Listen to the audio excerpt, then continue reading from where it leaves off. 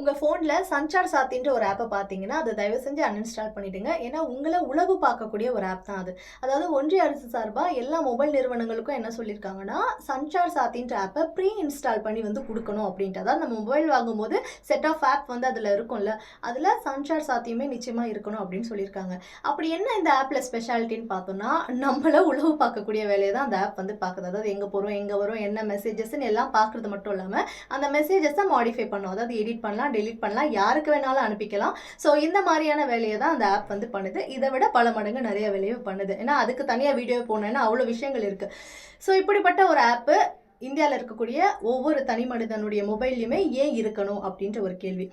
இதை வந்து பார்த்தீங்கன்னா ஐஃபோன் மட்டும் இல்லாமல் இன்னும் ஒரு சில நிறுவனங்கள் வந்து எதிர்ப்பு தெரிவிச்சிருக்காங்க. அதாவது நாங்கள் செக்யூரிட்டி பர்பஸ்க்கு தான் வந்து ஃபோனு ப்ரைவசின்லாம் இருக்குது, அதுவும் ஐஃபோனில் அது ரொம்ப ஹையராக இருக்குன்னும் போது நாங்கள் இதெல்லாம் யூஸ் பண்ண முடியாது அப்படின்ட்டு தங்களுடைய எதிர்ப்பை வந்து அவங்க தெரிவிச்சிருக்காங்க.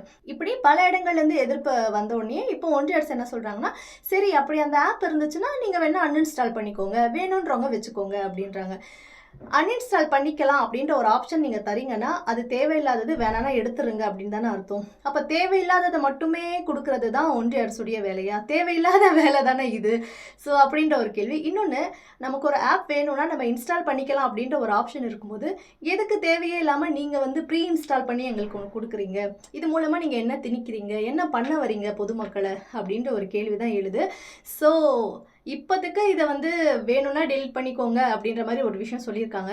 ஆனால் இதை வந்து வேற வேற ரூபத்தில் திரும்பவும் நம்ம கிட்ட வந்து எப்படி வேணாலும் அவங்க கொண்டு வரலாம். அதாவது ஆதார்லேயே நம்மளுடைய கைரேகை, விழிரேகை, அப்புறம் அக்கௌண்ட்லாம் லிங்க் பண்ணி அதுலேயே நம்மளுடைய டீட்டெயில்ஸ்லாம் ஆல்ரெடி போயிடுச்சு. நமக்கு எந்த ஒரு என்ன சொல்கிறது, செக்யூர்டா சேஃபான்ற மாதிரி எதுவுமே இல்லை. நம்மளுடைய எல்லா டீட்டெயில்ஸுமே போயிடுச்சு ஆல்ரெடி. இப்போ வந்து செகண்ட் ஆப்ஷனை இந்த ஆப்பை வந்து கொண்டு வந்தாங்க. இதற்கு எதிர்ப்புனோடனே வேணா வச்சுக்கோங்க, வேணாம்னா அன்இன்ஸ்டால் பண்ணிக்கோங்க சொல்லிட்டாங்க. இதோட இது முடியாது. பிளான் சின்னு ஒன்று இருக்கும், அது வழியாக எப்படியும் வருவாங்க. அதையும் கண்டுபிடிப்போம், அதையும் அன்இன்ஸ்டால் பண்ணுவோம்.